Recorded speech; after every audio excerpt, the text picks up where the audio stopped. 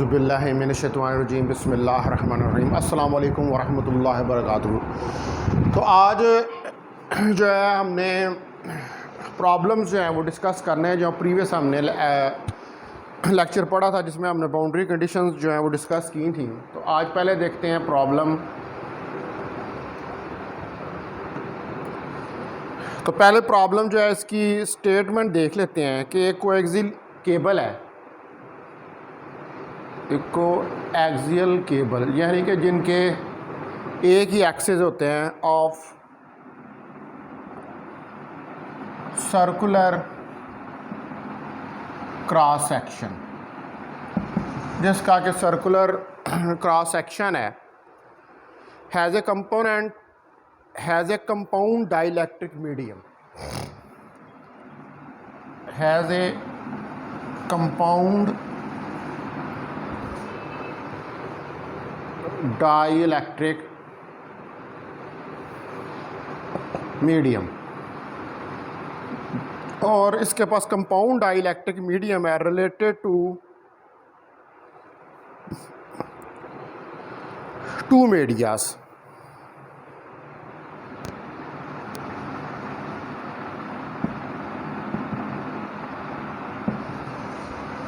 जो कि दो मीडिया से रिलेटेड है। The inner conductor has a outside radius a which is surrounded by dielectric. जो इनर कंडक्टर है, the inner conductor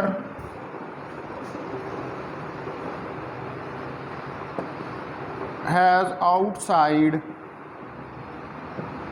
radius a, उसका आउटसाइड रेडियस ए है, which is surrounded by a dielectric, which is surrounded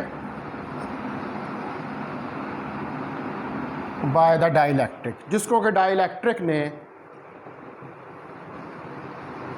surround किया हुआ है। Sheet of constant K1 and radius B, और radius B है उसका। This is further surrounded by a dielectric of constant K2। This is further मजीद जो है surrounded by a dielectric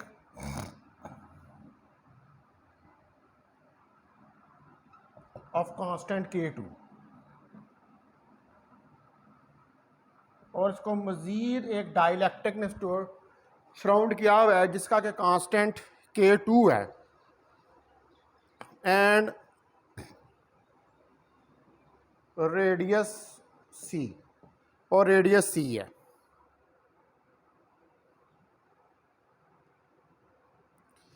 और एक जो कंडक्टर है उसको इम्पोज किया हुआ है इस डाइलेक्ट्रिक के ऊपर। A conductor is imposed on that dielectric, और एक कंडक्टर को इस डाइलेक्ट्रिक के ऊपर कंपोज किया गया। अगर जो पोटेंशियल डिफरेंस है, if the potential difference delta V is imposed, अगर पोटेंशियल डिफरेंस डेल्टा V जो है उसको इम्पोज किया जाए बिटवीन द कंडक्टर्स के दरमियान में, बिटवीन द कंडक्टर्स के दरमियान में अगर पोटेंशियल डिफरेंस हो, then calculate the polarization at each point of the dielectric medium. Then calculate the polarization at the each point of the dielectric।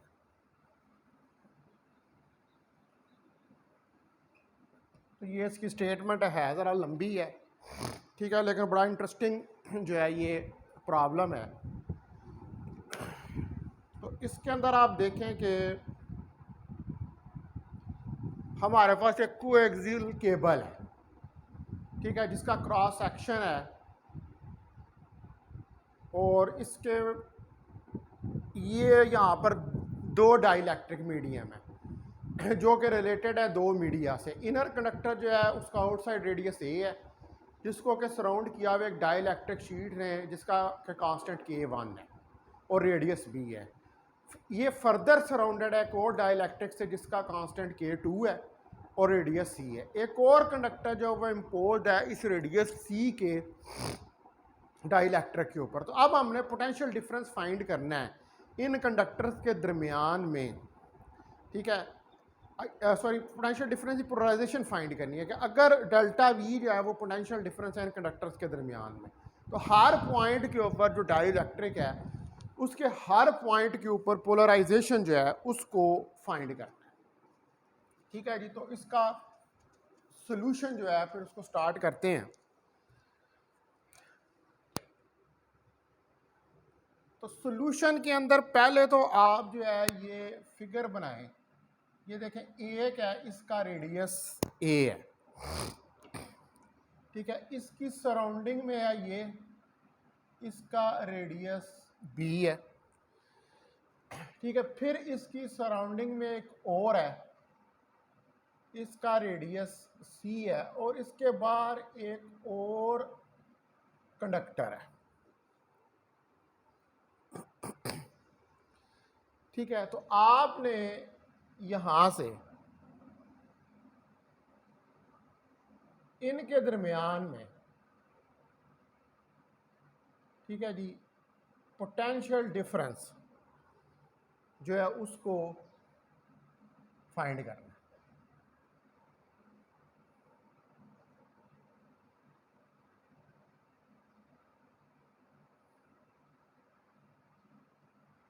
ठीक है, इधर आपने पोटेंशियल डिफरेंस जो है डेल्टा वी उसको फाइंड करना है। इसको आप फिगर 1 जो है वो कह रहे हैं, ठीक है। अब यहाँ पर जो डाइलेक्ट्रिक कांस्टेंट है इस जगह पर ये K1 है और इधर जो डाइलेक्ट्रिक कांस्टेंट है ये K2 है, ठीक है। तो ये जो पूरी स्टेटमेंट लिखी है ये उसकी फिगर है, रेडियस A है, फिर वो दो मीडियम से रिलेटेड है जो K1 और K2 हैं और उसके सराउंडिंग में भी एक कंडक्टर जो है वो ड्रा हुआ है। तो जो इलेक्ट्रिक फील्ड है in two media, the electric field in two media, जो दो मीडिया हैं इनमें जो इलेक्ट्रिक फील्ड है आर गिवन बाय, तो वो हमारे पास जो है वो गिवन बाय है फॉर फर्स्ट डाइलेक्ट्रिक, पहला जो डाइलेक्ट्रिक है for the first dielectric medium. तो जो पहला डाइलेक्ट्रिक मीडियम है इसके लिए E1 जो है that is equal to A/R के बराबर है और ये है फॉर जो रीजन है इसका A R B, ये इसका रीजन है और इसको कह रहे हैं कि ये इक्वेशन नंबर 1 है, ठीक है। A R B, ठीक है, इस रीजन के अंदर ये आपके पास। तो अब जो सेकंड डाइलेक्ट्रिक होगा, ठीक है, उस सेकंड डाइलेक्ट्रिक के लिए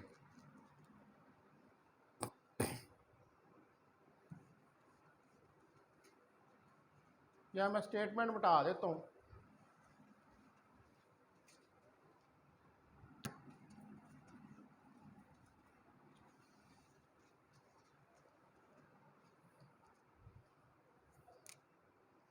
for second dielectric medium,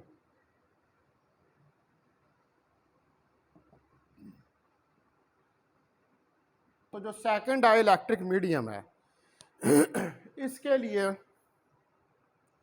E2 जो है that is equal to B over R for B is less than R is less than C। ठीक है, ये सेकंड इलेक्ट्रिक फील्ड होगा। B less than R less than C, R less than C है और R greater than B है, यानी कि इनके इन B और C के इन बिटवीन। तो इसको कह दें ये इक्वेशन 2 है। Now the potential applied is given by, अब ये जो पोटेंशियल यहां से आपने ये अप्लाई किया हुआ है डेल्टा V, ये now the potential applied is given by, अब जो पोटेंशियल आपने अप्लाई किया हुआ है that is equal to delta V is equal to A to C E dot D r. A और C के दरमियान, A और C इसके दरमियान में पोटेंशियल अप्लाई किया हुआ था। इसको आप लिख सकते हैं delta V A to B E dot D R plus B to C E dot D R. A से B तक और फिर B से C तक, इस तरह इसको आप ओपन कर सकते हैं पोटेंशियल को। ठीक है जी।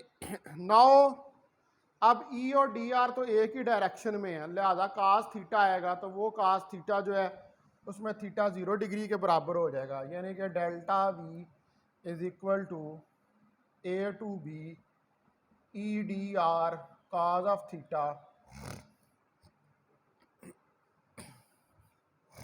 ये E1 होगा, ये E2 होगा।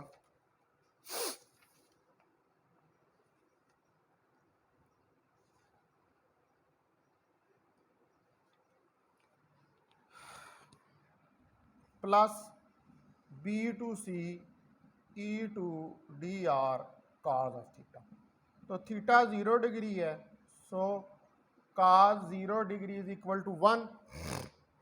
तो delta V is equal to A to B E1 D R plus B to C E two D are.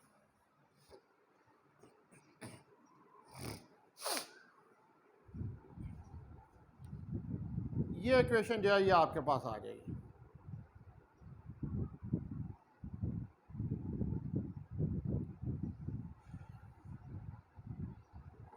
ठीक है, अब हमने फर्दर जो है वो इसको सॉल्व करना है। तो आप देखिए इसमें E1 और E2 की वैल्यूज जो है वो सब्स्टिट्यूट पर करें from equation 1 and 2। Put values from equations 1 and 2। Equation 1 और 2 से वैल्यू पुट करेंगे तो delta V is equal to A to B E1 की value A over R D R plus B over R D R B to C। ठीक है जी, ये equation जो है ये आ जाएगी। अब आप इस इक्वेशन को इंटीग्रेट कर लें।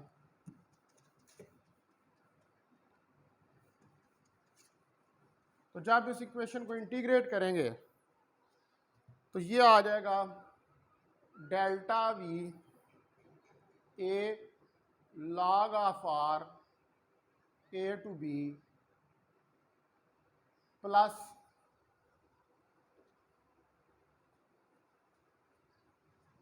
B log of R B to C। ये इक्वेशन आ जाएगी। नाउ आप इसको लिख सकते हैं कि delta V A log of B minus log of A plus B log of C minus log of B. तो ये आ जाएगा delta V A into log of B over A plus B log of C over B. इसको आप कह लें कि that is equation number 3। ये इक्वेशन नंबर 3 है। अब चूंकि यहां पर कोई डेंसिटी सिग्मा नहीं है, since there is no surface charge density sigma. अब यूं चूंकि यहां पर कोई सरफेस चार्ज डेंसिटी सिग्मा नहीं है बिटवीन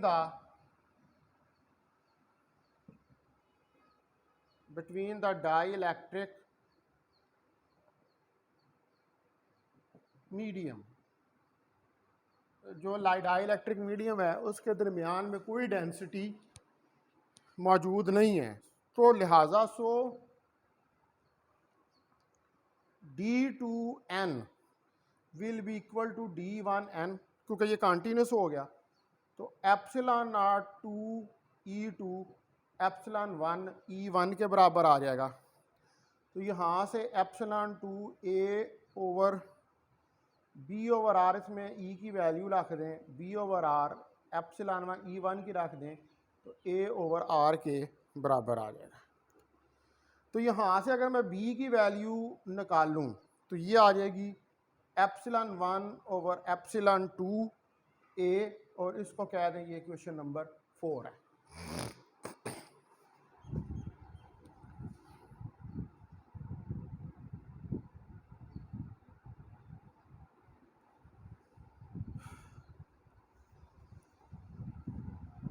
ठीक है जी, that is equation number 4।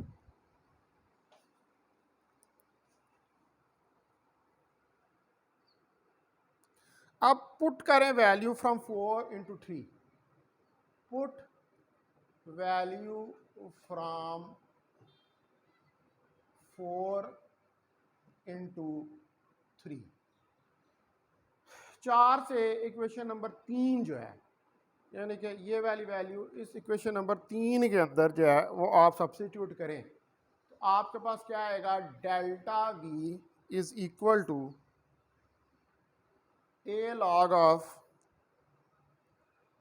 B over A plus epsilon 1 over epsilon 2 A log of C over B. ठीक है जी, ये इक्वेशन आ जाएगी। अब यहाँ से ए को आप कॉमन जो है वो निकाल सकते हैं। तो delta we is equal to, a को कॉमन निकाल लें तो अंदर आ जाएगा log of B over A plus epsilon over epsilon naught 2 log of B over c और ब्रैकेट क्लोज।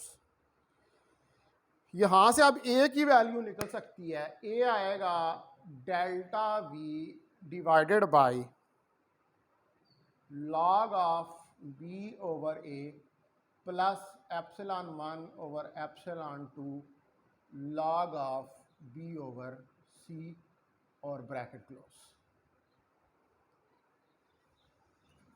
ठीक है जी, तो इसको आप नाम दे दें कि दैट इज इक्वेशन नंबर 5। तो ये आपके पास इक्वेशन नंबर 5 जो है वो आ जाएगी।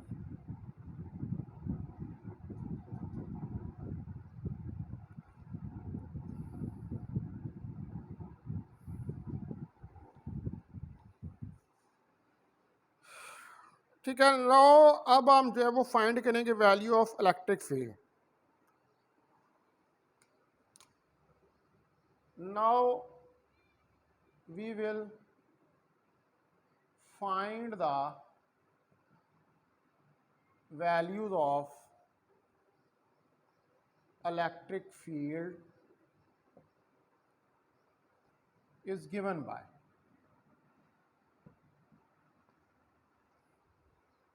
जो कि आपको दी गई हैं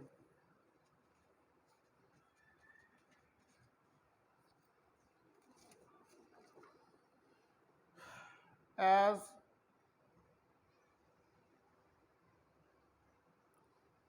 E1 is equal to A over R। अब यहां से A की वैल्यू सब्स्टिट्यूट करें, put value of A from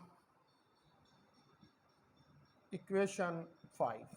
अब इसके अंदर इक्वेशन 5 से A की वैल्यू पुट करें तो E1 जो है that will be equal to delta V divided by R into log of B over A plus epsilon 1 over epsilon naught 2 log of C over B और bracket close.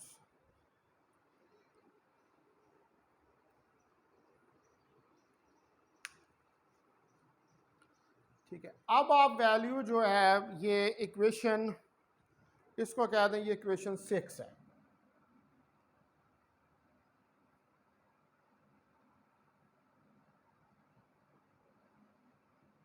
ये equation 6 आ गई।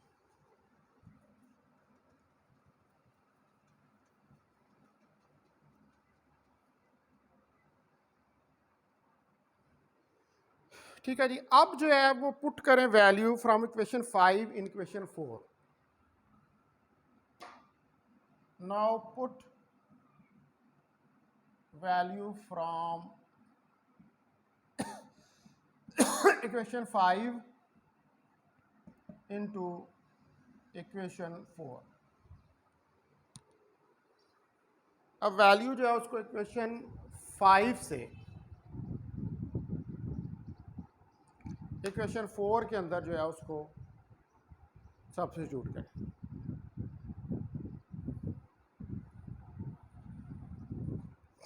तो जब equation 4 से equation 5 में substitute करेंगे तो ये आ जाएगा B epsilon 1 over epsilon 2।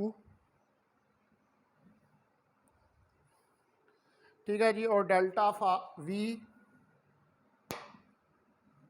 Divided by log of B over A plus epsilon over epsilon 2 log of C over B और ब्रैकेट क्लोज।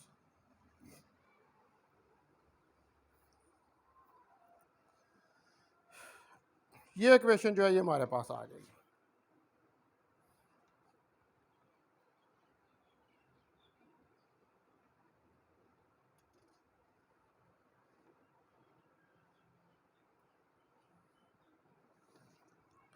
ठीक है जी, अब नाउ जो हमारे पास इलेक्ट्रिक फील्ड है, ठीक है, नाउ फॉर E2, इसको आप कह लें ये इक्वेशन नंबर 7 है। नाउ फॉर E2, अब E2 के लिए E2 जो है वो B ओवर R के बराबर है। तो अब आपने B की वैल्यू निकाल ली है, लिहाजा इसके अंदर सब्स्टिट्यूट करें।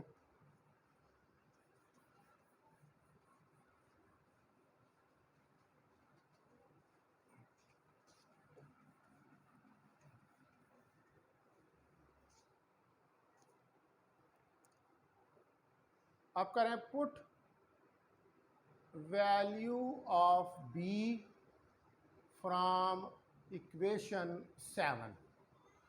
तो E2 क्या आ जाएगा, एप्सिलॉन 1 और epsilon 2 delta V divided by R log of B over A plus epsilon 1 epsilon 2 log of C over B और ब्रैकेट क्लोज। ये जो है इक्वेशन 8 आपके पास आ जाएगी। अब हमें पता है कि एज डी जो डिस्प्लेसमेंट वेक्टर होता है वो epsilon not E plus P के बराबर होता है। तो पी जो है यहाँ से ये डी माइनस एप्सिलॉन नॉट ई के बराबर आ जाएगी।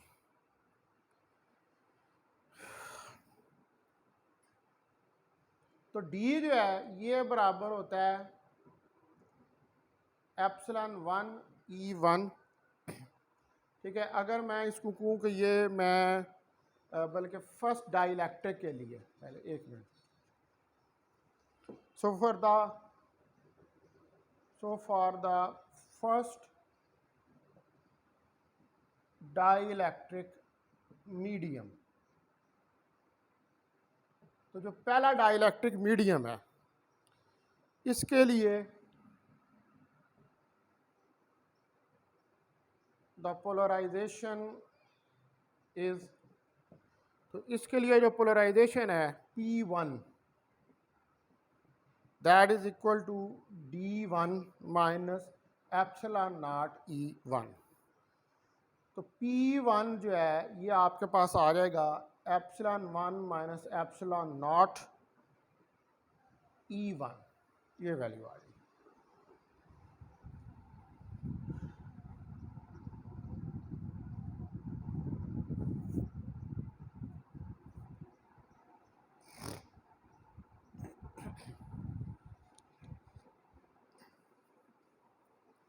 ठीक है, अब इसके अंदर आपने इसी तरह, ठीक है, E2 की भी वैल्यू निकल आएगी, P2 की भी, लेकिन पहले हम यहाँ से अगर इसके अंदर से एप्सिलॉन नॉट जो है इसको कॉमन निकाल लें तो P1 अगर एप्सिलॉन नॉट को कॉमन निकालें तो अंदर आ जाएगा एप्सिलॉन 1 और एप्सिलॉन नॉट माइनस 1 E1 के बराबर। अब इसके अंदर P1 epsilon naught epsilon 1 over epsilon naught minus 1, अब E1 की वैल्यू जो है वो सब्स्टिट्यूट करें। तो E1 की वैल्यू जो थी वो क्या थी, delta phi R of log of B over A plus epsilon 1 over epsilon 2 log of C over B और ब्रैकेट क्लोज।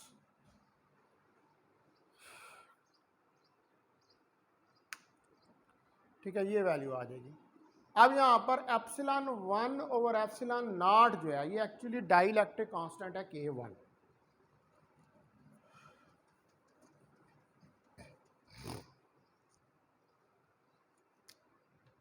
तो epsilon 1 over epsilon naught is equal to K। ये चूंकि K के बराबर है तो फिर ये इक्वेशन जो है इसको आप राइट डाउन कर सकते हैं P1 that is equal to epsilon naught K1 minus 1 delta V divided by R log of B over A plus epsilon 1 over epsilon naught 2 log of C over B और bracket close.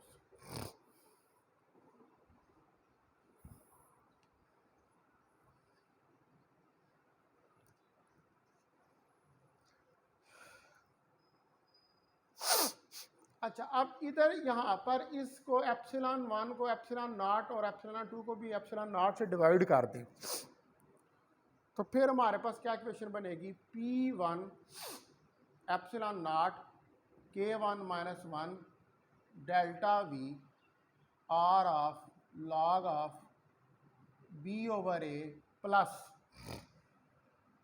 Epsilon 1 over epsilon naught divided by epsilon 2 over epsilon not log of C over B और bracket close.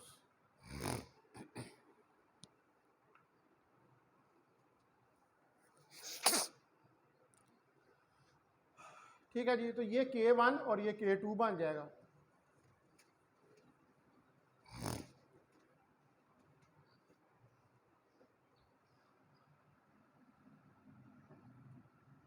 Epsilon 2, तो ये आ जाएगा P1 epsilon naught K1 minus 1 delta V divided by R log of B over A plus K1 over K2 into log of C over B और bracket close.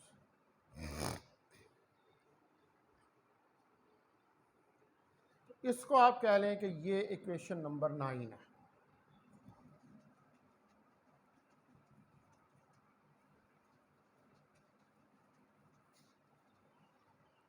क्या जी, that is equation number 9। यानी कि ये पहली polarisation जो है ये आपने निकाल लिया। नाउ सिमिलरली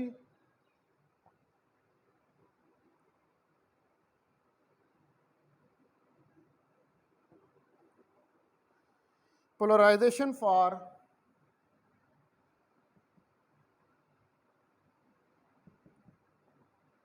medium 2,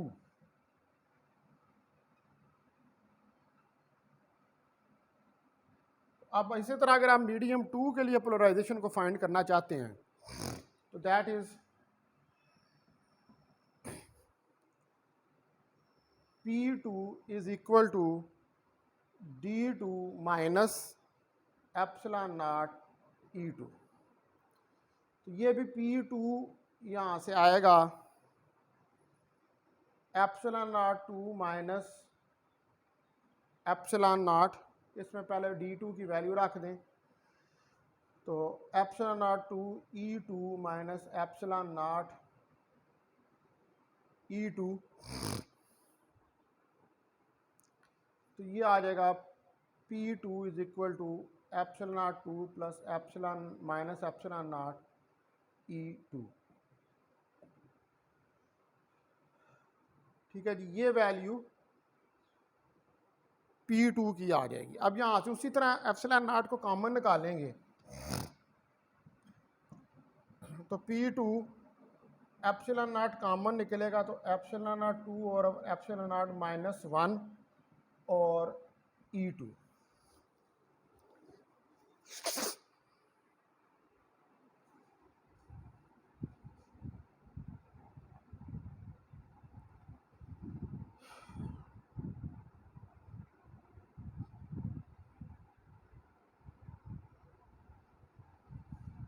ठीक है जी, ये वैल्यू आ जाएगी। अब आप इसके अंदर जो है वो E2 की वैल्यू जो है उसको सब्स्टिट्यूट करें, तो P2 epsilon naught epsilon 2 over epsilon naught minus 1।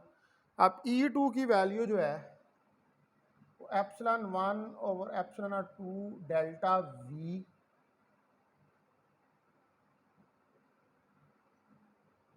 Divided by R log of B over A plus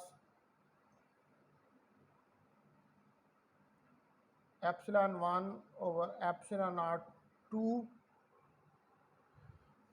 log of C over B और ब्रैकेट क्लोज।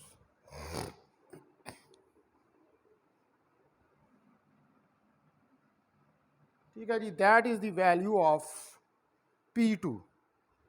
अब यहाँ पर epsilon naught epsilon 2 over epsilon not जो है वो उसी तरह K2 के बराबर है।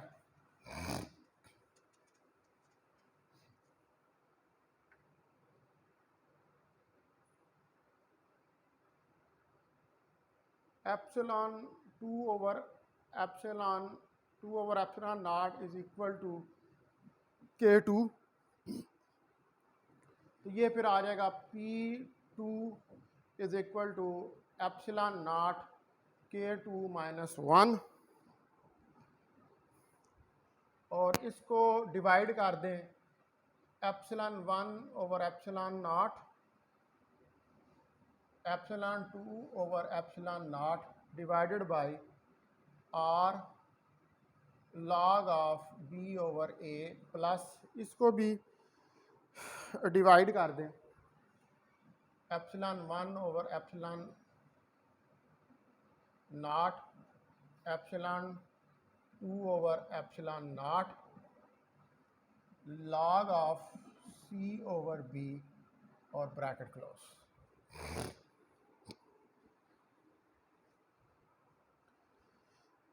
तो अब ये वैल्यू आ जाएगी P2 is equal to epsilon naught K2 minus 1।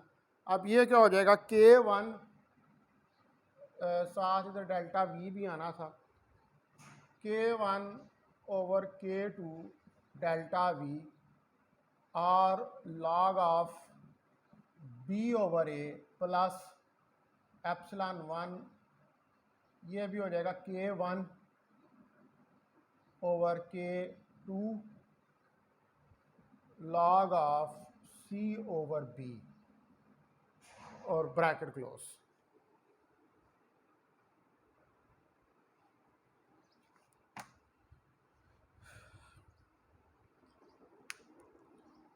ठीक है जी, अब इसको फर्दर आप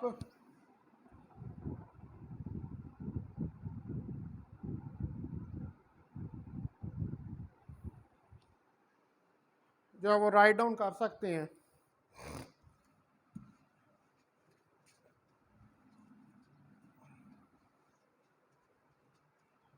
कि P2 जो है that is equal to epsilon naught K2 minus 1 delta V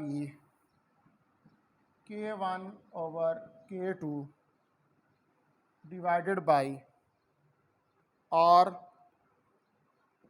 log of B over A plus K1 over K2 log of C over B और bracket close. इसको कह दें ये इक्वेशन नंबर 10। तो ये हमने रिक्वायर्ड जो डेंसिटीज़ हैं P1 और P2 वो हमने दोनों इलेक्ट्रिक मीडियम के लिए कैलकुलेट कर ली हैं। ठीक है जी, और यही हमने कैलकुलेट करना था, इन पोलराइजेशन डेंसिटीज़ को ही कैलकुलेट करना था।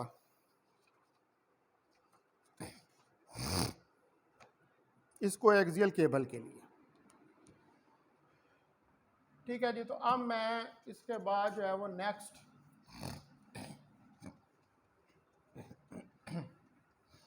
प्रॉब्लम शुरू करता हूँ।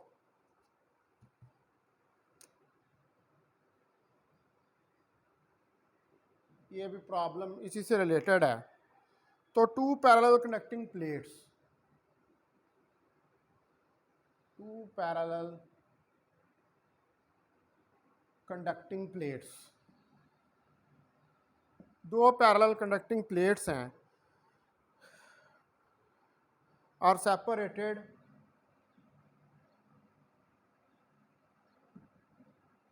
Bye a distance,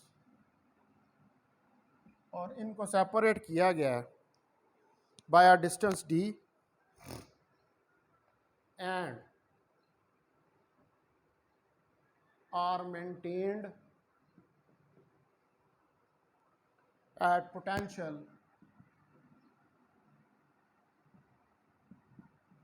delta V, और डेल्टा V पोटेंशियल के ऊपर इनको मेंटेन किया गया। ठीक है जी, दो जो हैं वो प्लेट्स हैं। ठीक है, टू कनेक्टिंग प्लेट्स हैं, सेपरेटेड बाय डिस्टेंस d और मेंटेन्ड है at potential delta V। Delta V potential के ऊपर इनको मेंटेन किया गया है। तो ए डाइलेक्ट्रिक स्लैब, एक डाइलेक्ट्रिक स्लैब जो है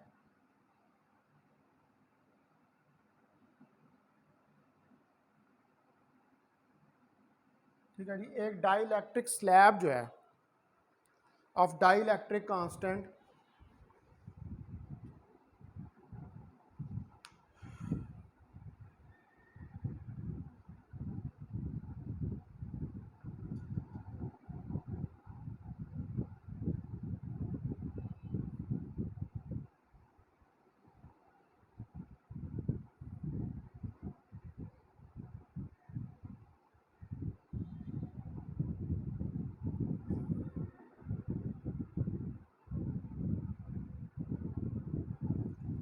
ठीक है जी। तो एक डाइलेक्ट्रिक स्लैब जो है ऑफ डाइलेक्ट्रिक कांस्टेंट के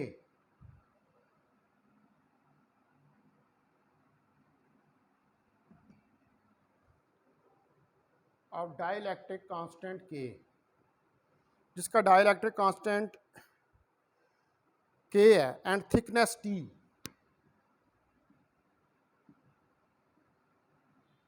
और थिकनेस टी है, यानी कि टी लेस देन डी है, इज इंसर्टेड।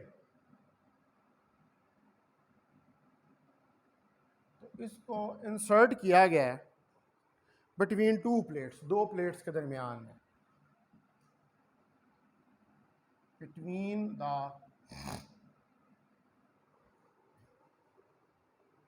To plates. ठीक है, दो प्लेट्स के दरमियान में इसको इंसर्ट किया गया। Find the electric field E and displacement D. Find the electric field E and the displacement D. तो इलेक्ट्रिक फील्ड ई और डिस्प्लेसमेंट डी फाइंड करें in the dielectric medium, in the dielectric medium, dielectric medium के अंदर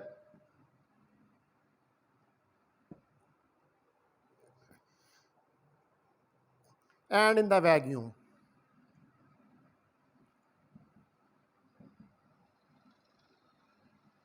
और vacuum में। Neglect the edge effect due to thickness effect. तो जो edge effect है इसको निगलेक्ट कर दें। Neglect the edge effect due to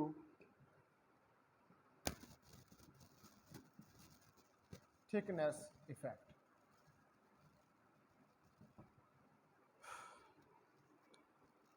तो जो एज इफेक्ट है उसको निगलेक्ट कर दें, जो कि थिकनेस इफेक्ट की वजह से आता है।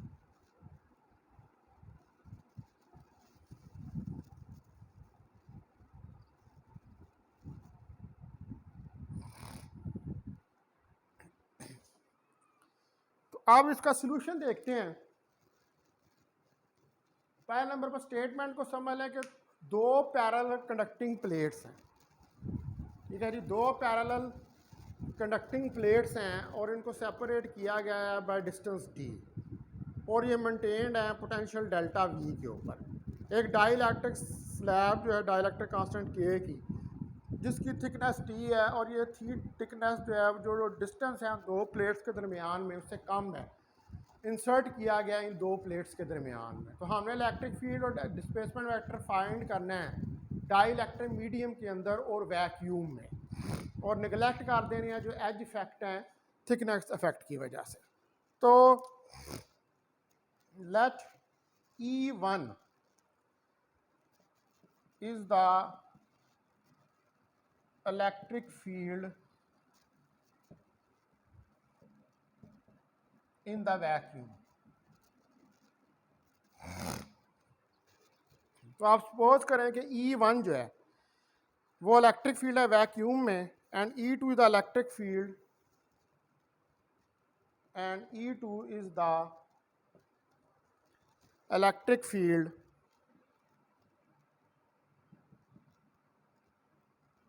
इन द मीडियम।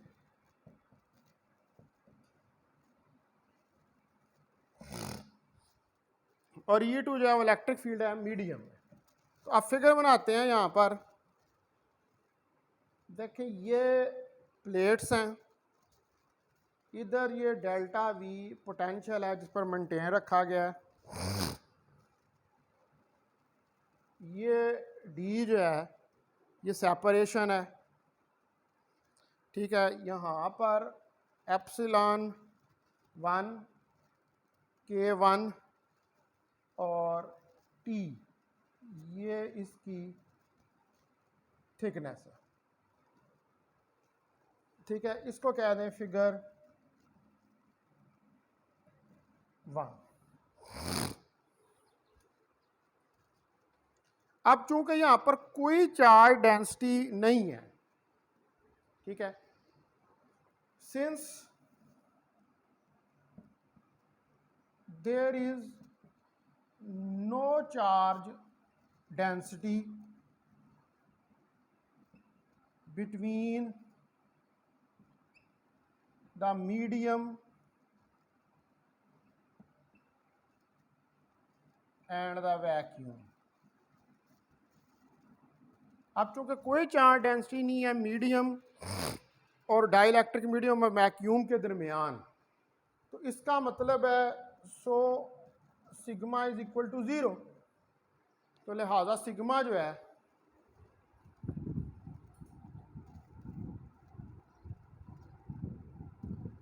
वो फिर 0 के बराबर है।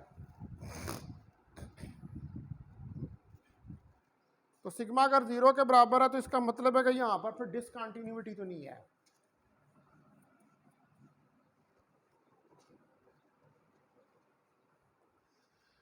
तो so D1n D2n minus D1n is equal to 0। तो D2n is equal to D1n के बराबर आ जाएगा।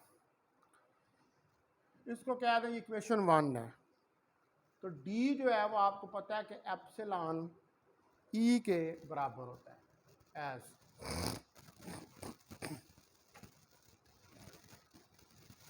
तो अब ये जो इक्वेशन 1 है, देन इक्वेशन 1 बिकम्स, इसमें ये वैल्यू पुट कर दें तो एप्सिलॉन 2 E2 एप्सिलॉन 1 E1 आ जाएगा।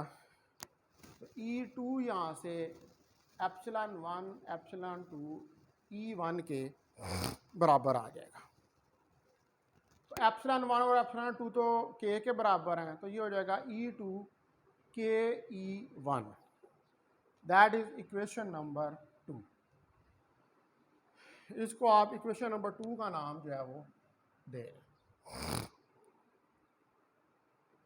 अब जो पोटेंशियल डिफरेंस अप्लाइड है between the plates, now the potential difference applied between the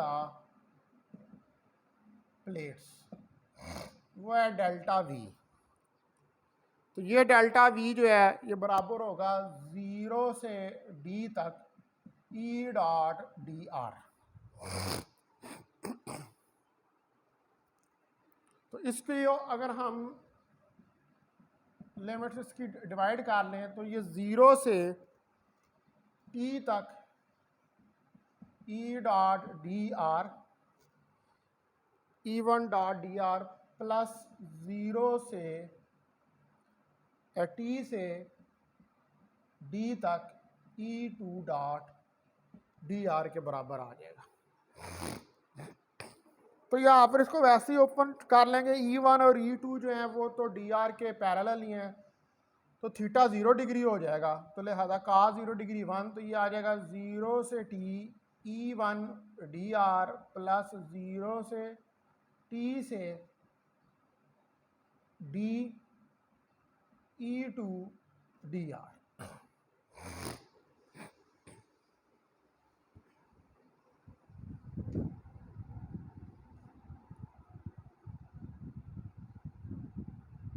ठीक है जी, ये वैल्यू आ जाएगी। 9 अब आप इसको फर्दर सॉल्व करें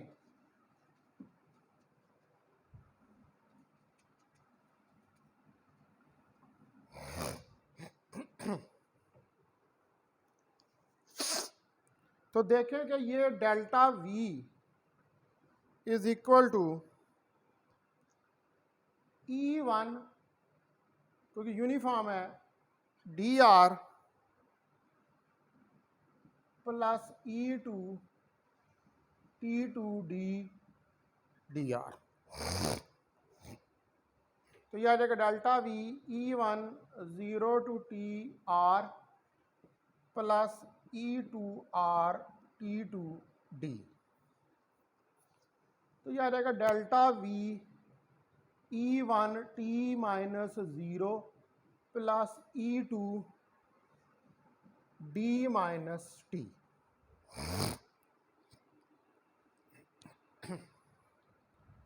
तो ये डेल्टा वी हो जाएगा E1 T plus E2 D minus E2 T।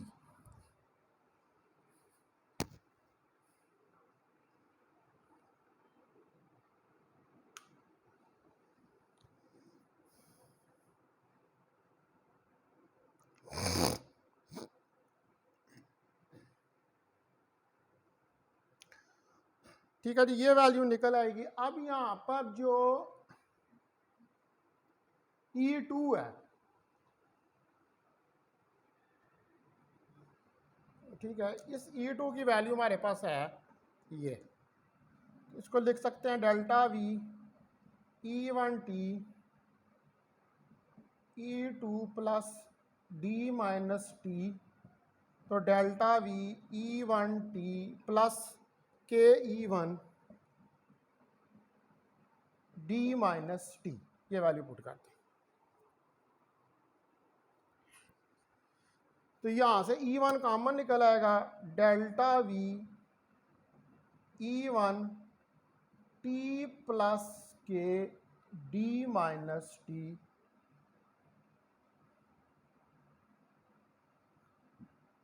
Bracket close. इसको कह दें ये इक्वेशन नंबर 3 है।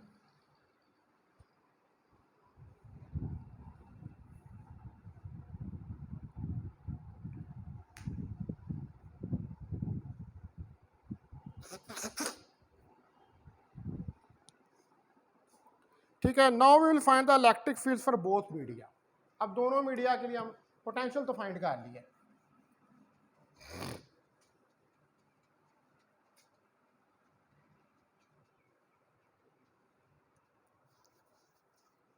नाउ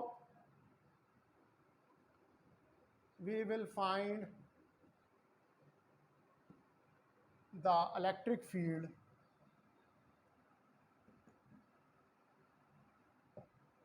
फॉर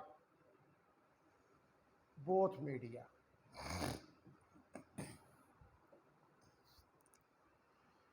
तो अब जो इक्वेशन 3 है, फ्रॉम इक्वेशन 3, ये जो हमने लिखी है, इस इक्वेशन से E1 जो है वो delta v divided bye T plus के डी माइनस टी के बराबर आ रहा है, और इसको कह दें ये इक्वेशन नंबर 4 है।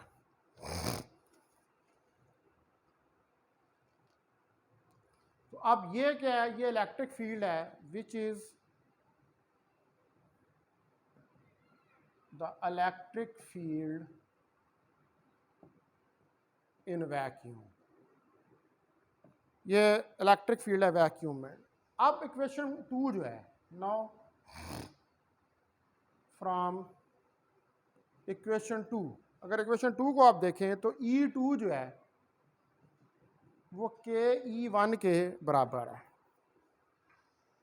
अब E1 की वैल्यू इक्वेशन 4 से इसके अंदर पुट करें, put value of E1 from equation 4, ये इक्वेशन 4 से तो क्या आ जाएगा, ई to k delta v divided by t plus k into d minus t. इसको कह दें ये इक्वेशन नंबर 5 है। ये इलेक्ट्रिक फील्ड है which is the required electric field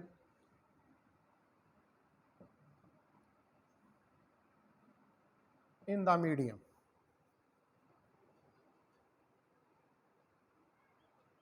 तो ये रिक्वायर्ड इलेक्ट्रिक फील्ड है मीडियम के अंदर।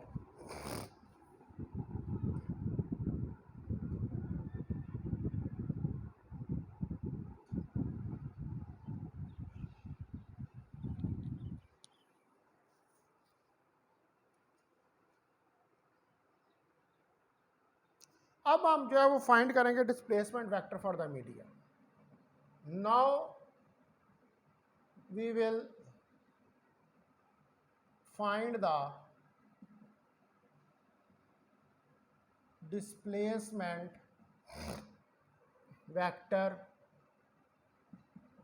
d for the media। ठीक है, डिस्प्लेसमेंट वेक्टर डी जो है वो मीडिया के लिए फाइंड करेंगे। तो let d1 is the displacement in vacuum. तो लेट d1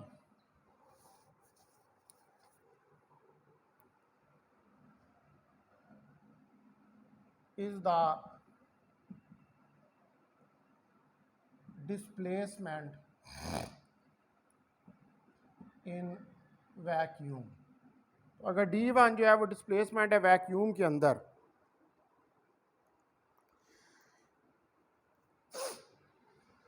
तो फिर हमारे पास D1 ε1 E1 के बराबर आएगा।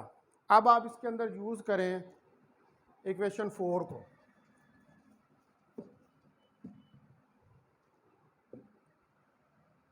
Now use equation 4। तो D1 हो जाएगा ε1 delta v divided by t plus k into d minus t bracket close.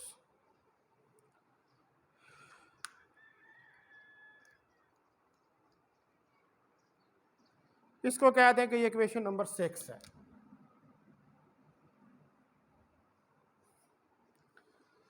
अब D2 जो है वो the displacement vector in the dielectric medium. ठीक है, अब आप कहें कि let D2 is the displacement vector in the medium।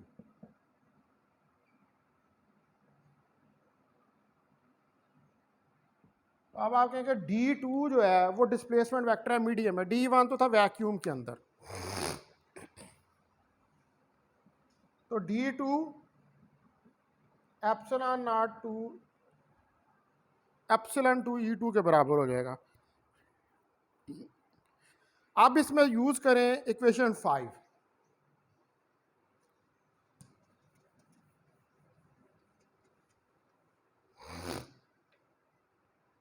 Now use equation 5। तो D2 जो है that is equal to epsilon naught two k delta v divided by t minus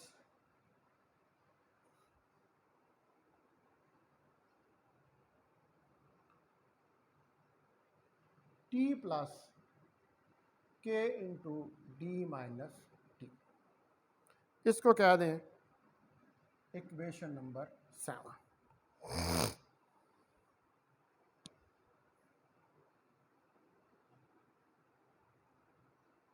ठीक है जी, तो ये इक्वेशन 6 और 7 ये डिस्प्लेसमेंट वेक्टर्स हैं वैक्यूम और मीडियम के अंदर। तो ये हमने इलेक्ट्रिक फील्ड और ये डिस्प्लेसमेंट वेक्टर्स जो थे इनको फाइंड करना था।